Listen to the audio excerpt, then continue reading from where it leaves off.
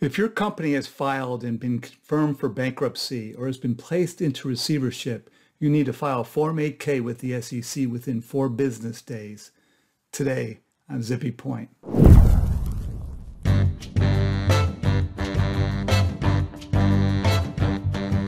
I'm Brock Romanek. I'm a big fan of yous.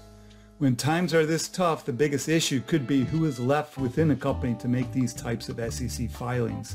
The last one out the door. These Item 103 8K filings tend to be a bit detailed. There's often disclosure under other 8K items, particular Item 2.04, which is included in these 8Ks about accelerating a debt or an off-balance sheet arrangement. Remember that you can combine disclosure under multiple items of Form 8K in a single 8K filing. The disclosure under Item 204 might include a description of penalties, increased interest rates, and cross-defaults. Triggers. There are 2 types of triggers under Item 103 of 8K. 103A is about receivership, and 103B is about bankruptcy.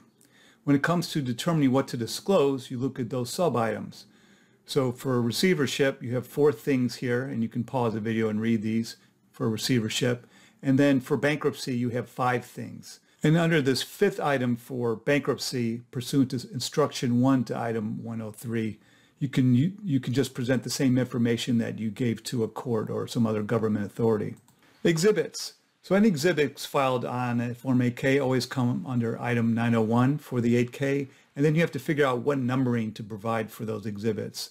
For that, you refer to Item 601 of Regulation SK, and in this case, you'll see that the exhibit should be number 2. So some companies file their restructuring agreements or a plan of liquidation under number 10 as a material contract, but I think they're a better fit under number 2 since that's what Item 601 of Regulation SK says.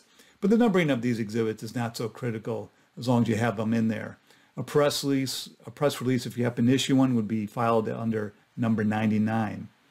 As you can see in this example, sometimes schedules and exhibits to an exhibit are omitted because they're deemed not material as permitted under Item 601A5 of Regulation SK. Note that if you happen to file an Item 103 8K late, so you don't file it within 4 business days of the trigger date, your company is at risk and likely will lose eligibility to use Form S3 and S8. So you want to make sure you make these 8Ks timely. Of course, if the company's in receivership or bankruptcy, this could be one of the last things to worry about is eligibility to use these forms. So let's look at some examples.